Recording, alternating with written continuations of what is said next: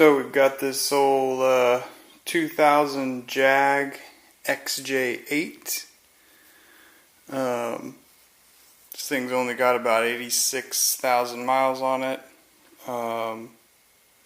Shot a video of the receiving the car and kind of went over some of the stuff. But I did not realize the extent of sap that was on this thing.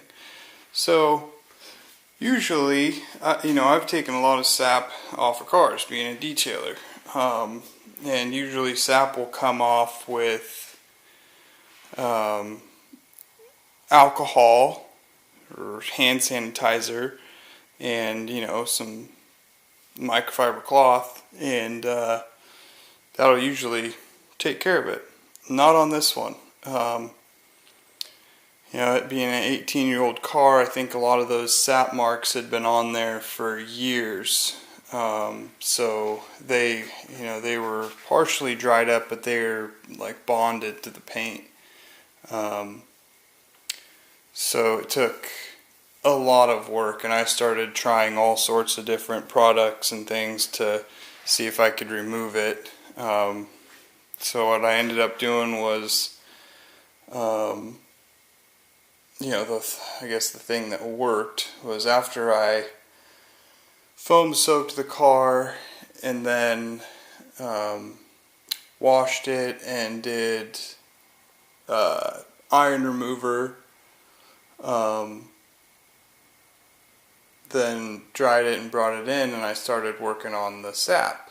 Well, the alcohol wasn't cutting it.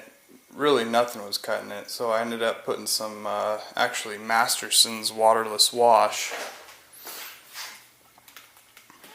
This stuff, I just put this on all of the spots of sap, and it actually helped loosen them up a little bit. The ones that weren't so large that it didn't, wasn't able to do anything. And it helped a really small amount, but it did better than just about anything else aside from alcohol. So then I had to go over and actually took a razor blade to a lot of them, the larger ones, and I had put tape on the ends of it so that it so it wouldn't scratch the paint, and you just kind of run it over the top of them and just kind of shave them off a little bit, and then after that scrub them, and then clay bar. So now I've done that to the whole top, got off all the sap, and I've clayed the top and then wiped it with a panel wipe and everything. And so some of them have actually etched into the paint. I did a little test spot and polished an area, and the spot just wouldn't come out, and that's with an aggressive compound and a microfiber cutting pad. The rest of the paint cleared up great. It all looked like a mirror finish, except for there's the little sap spot there, and it just wouldn't come up, and no matter what. So that's kind of a bummer that it looks like some of them are just etched deep into the clear coat.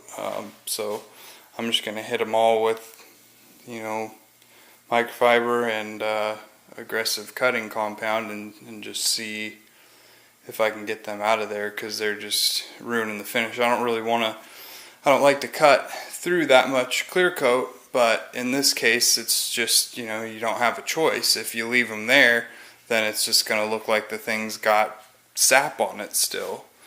And like I said, I already clay barred all of the sap spots off as good as humanly possible, and they're all completely smooth, but you can still see them there.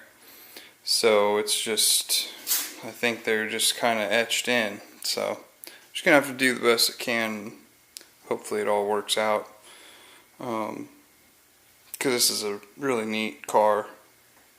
It's actually for sale, so if anybody's looking to buy it, it's gonna, once I'm done with it, it's gonna be a really nice example of one. But yeah, just kind of a update video real quick. Progress report. This has taken me more hours than I would like to even admit. It's just they were that difficult, and there was that much. It was like, you know, in a square foot, there would probably be 5 large spots or more, and then tiny little specks everywhere too.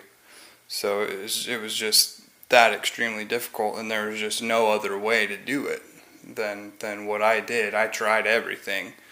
I think I tried like 8 different products and methods, and because my normal method was not working, which, you know, was kind of weird, but I guess the sap that I've worked with in the past just hasn't been as caked on or baked in, or whatever you want to call it. So yeah, just a quick update on it. I'm just going to keep working away and get the rest of the thing clayed, and then get to polishing. Stay tuned.